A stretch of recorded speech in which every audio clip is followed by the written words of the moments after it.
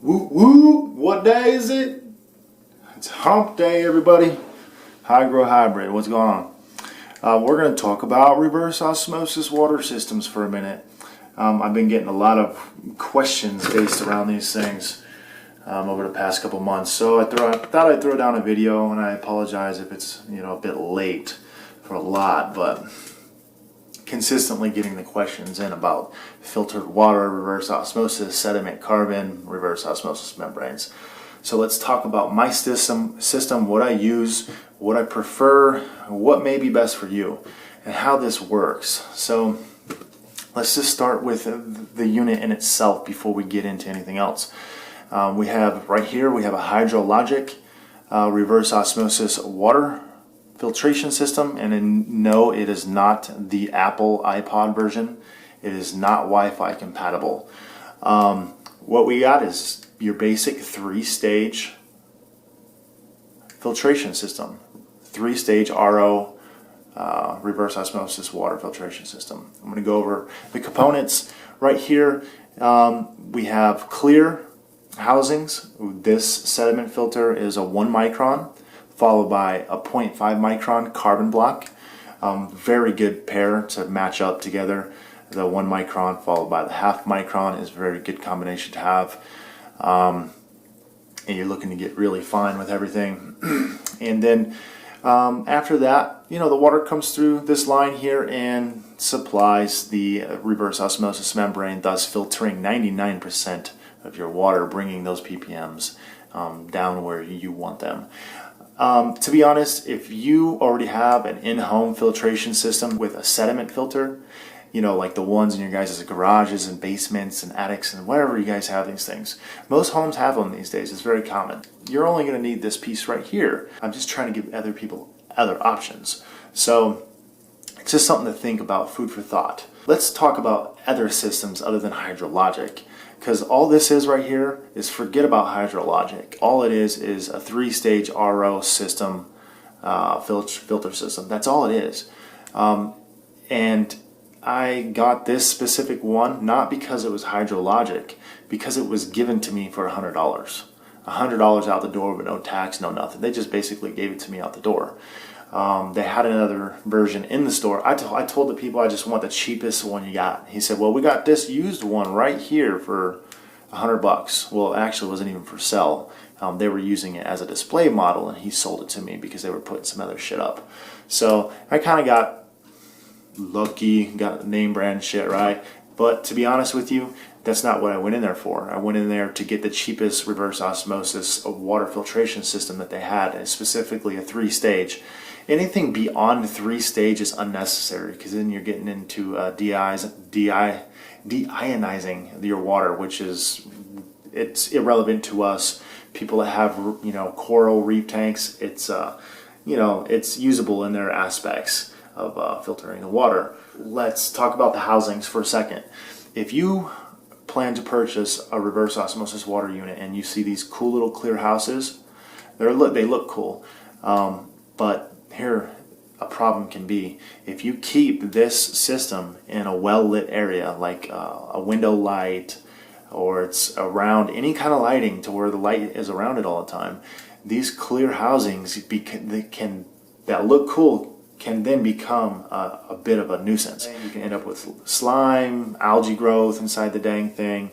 You definitely don't want to keep these clear housings around a window. That's when the solid white or solid black canisters would be preferable in a lit room. Let me talk and say why a Chinese unit is just as good as a hydrologic unit. A Chinese unit is just as good in every aspect because they only have so many moving parts and they all work the same way.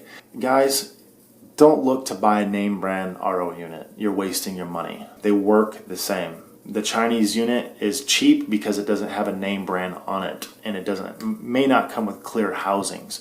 Just so you know, you should replace your sediment and carbon filter at least every 6 months, twice a year. And this reverse osmosis membrane should last you up to 2 years depending on how much water you're filtering. And if you're getting into a lot of water, you're filtering a lot of water, your ppms will start to rise once your membrane starts to go out. So let's talk about how this thing works and how it's hooked up. The supply line is coming from the wall. Okay, it's hooked up to a 1/4-inch turn ball valve that I prefer over your gate valves. Gate valves suck. If you have gate valves in your house, tear them off, throw them away. They are a leaking hazard. So this supply line supplies this T, which I installed specifically to supply the reverse osmosis line, feed line right here with water. And then after that, the supply line runs down here in this loop that I've created, and runs back up into the faucet fixture. So, and I always throw loops down at the end of my braided lines for leak detection purposes. You can run your hand at the bottom of a loop and you can feel or detect if anything is leaking. It'll be some kind of residual, a drop, some kind of calcium, line deposit buildup. So it's a good thing to do while you're installing plumbing and filter systems like this. So normally this filter is bolted way up there. Okay, so it's kind of hidden out of the way, out of sight. Unless you really bend down, you're really not going to be able to see it within underneath this sink cabinet. There's a supply line right here that is running to the room right now. We're going to go in there and I'll show you that in a little bit. So the water thus then continues through this supply line and hits this ball valve right here, which typically I always leave open. So this is a PSI gauge. It tells you your pressure of the water entering the filter itself. It's not essential and you don't necessarily need it, but it's a good tool to have if you're running on well water or you're trying to troubleshoot your reverse osmosis problem that you have.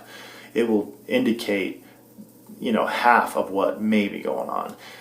Lack of pressure, too much pressure, things of that nature. Let me see what that says. Okay, it's telling me in between 40 and 80 on that specific one, and this one came from Hydrologic. Said this membrane here does 99% of the work and then exits the system via these two, and I unclipped this for the purpose of this video. I don't want to fuck anything up here. So I don't know if you guys can see that because everything is black and it kind of matches here. There's two lines right here. The top one is your product water line. The hole that's in the further bottom part of this reverse osmosis housing is your wastewater line. It goes in the waste in part of this automatic shutoff valve, and the automatic shutoff valve is essential to have on these units, especially if you're running a flow valve. This thing is a must-have because once your float valve is sufficed, the water height, it puts restriction on this bladder inside here, thus shutting off the water. If I didn't have this on and these two lines right here were connected directly to these two fittings, the unit would just continue to run and it just wouldn't shut off. So this is very crucial piece to have. Do not run a reverse osmosis water system without this. You'd just be idiotic not to have that. It probably costs like $10. Following that, what you have right here is a flow restrictor. They sell these in different milliliters. I think 300s, 420s, 720s, and 1000s, and probably even 1200 milliliters too. This specific one right here is a 720, I think. I run 720s on my 100 gallon per day units. This specific piece I'm holding in my hand does 99% of the work, and if you already have your whole home sediment rust filter in your garage or something, then this is the only piece that you're really missing to make that perfect water for yourself. You need this on the wastewater line. What it does is it restricts flow in between the product water and the wastewater, allowing an equal portion of ratio amount of water to be pushed through the RO membrane, making the RO membrane more efficient and last longer. So moving on to the wastewater line, where does the wastewater go? Okay, there's a saddle clamp bracket right here. What you're going to do above your P-trap, not below the P-trap, you can see how that is. You're going to drill a hole, whatever kind of bracket. They can be different sizes. So whatever kind of bracket you bought, try and get these at your hydro shop, because the hydro shop carries all these pieces. You're not going to have to run around from Home Depot to Lowe's to Ace Hardware or any True Value. You know, your hydro shop should carry all this stuff. If they don't, then they're not a freaking true hydro shop. So you're going to drill a hole here, and then there's a gasket in between the saddle and the pipe. And then you just screw it down, clamp it down, tighten it snug, and then you just push that in. And you see I got a little mark on it because I measured the depth that I like the line, because I don't want the line to get any kind of heavy buildup or slow the drain flow coming from the P-trap. This line right here is about a 40-foot product water line, and it comes from this automatic shutoff valve right there. And when it's not being used, and right now you can hear it, it's running, it's being used, I coil it up on this this hanger right here, and it just hangs there until the next time I'm ready to make some more water and fill up my reservoirs. So other than that, this filter is normally bolted way up there all the way to the top. It just hangs in those screws right in the back and on the bracket. So that's it. Let's just pull that out for you guys, put it back. Let's go in the room. I'm going to show you what the product water line looks like and how all the reservoir stuff works. Let's take a walk. So how this works is this is the ball valve that operates in conjunction with the automatic shutoff valve. Now you can see how that trickles down right there, but once I lift this up, when the water rises, just like your toilet would, it shuts off. See how that works, guys? Very easy. This thing right here is such a time and just an all-around blessing to have. It's a flow valve that shuts off your reverse osmosis water container once it's reached its desired level, and you can adjust this with that self-adjusting or that adjusting screw right there. You can see how that is. It's ribbed for her pleasure. No, it's just ribbed so you can I don't know if you guys can see that or not, but so you can raise it up and down. Yeah, there, it's focusing in. The camera's acting up lately. So basically I'll just, whenever I want product water, I plug this line in here, and it goes through the trash can, through a hose. Make sure the seal is on the outside, like you can see here, it's on the outside. You don't want to put the seal on the inside. The seal is always on the outside, guys. And again, your pink heavy-duty pipe thread tape going into your 1/4 inch OD fitting elbow, and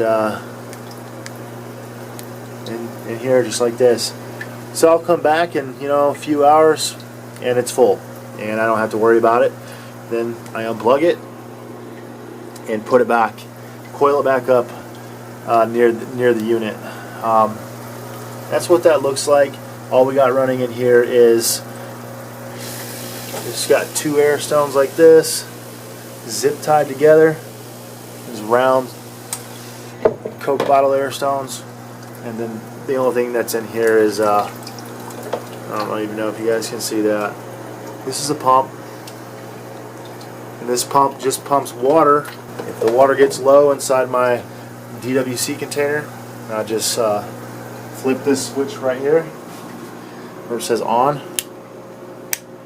and it turns the pump on. The pump is actually plugged into this, and it looks like this. I get these questions, so I have to go over all these things, guys. I'm sorry if some of you already know all this stuff, but I get these questions quite often, so it's what prompted me to make this video. I hate to make it so extensively detailed when it's, you know, to some it's such common sense, but to some it's not. They've never dealt with, you know, anything like this, and they don't know how it works. So that's how it works. You want air to circulate and keep the water oxygenated inside this container, or it's going to go stagnant and they're going to get slime deposit on the inside. I don't even run H2O2 in here or keep a lid on it, and you can see how clean everything is. Very, very clean. That's how I like to keep the stuff. So because we're getting, you know, we're about a third low on product water, I'm going to go ahead and let it stay like this for a few hours. I'll come back and it'll be full, and that little thing will be up. So before we go, what I want to do is collect a little of this water for you guys and give you guys a ppm reading.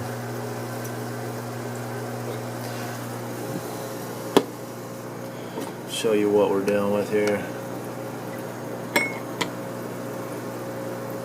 There you go. ppm's 500. That's in the 500 unit range. There's 5, 7, and then EC. So we're sitting at 0 ppms, and that's not necessarily 0. This thing takes ppm readings in 5 or 10 ppm increments. So we're either sitting at under 5 or under 10. Either or, they're both great to be sitting at, and I'm very, very pleased with that. If you can get your ppms with your reverse osmosis water system to under 20, you're sitting good. If you're at around 50, it's not what I would like to be sitting at. So try and get it down, and that's all dialing in your reverse osmosis membrane. I want to touch base real quick on reverse osmosis membranes. Not all membranes are created equal. For instance, I see a lot of film tech being sold in hydro shops, and they're being sold for like 80, 90 bucks. That's partly due to them being so cheap and readily available. But these film tech membranes only reduce the salt by 90%. So if you look on it, it says stable salt rejection, 90%. That's the number that you want to look for before you purchase a membrane. Even if you have to pay like $20 more, trust me, it's worth everything in the world. You really want to look for something that has in between, above 96, preferably like 98 to 99% salt rejection rate.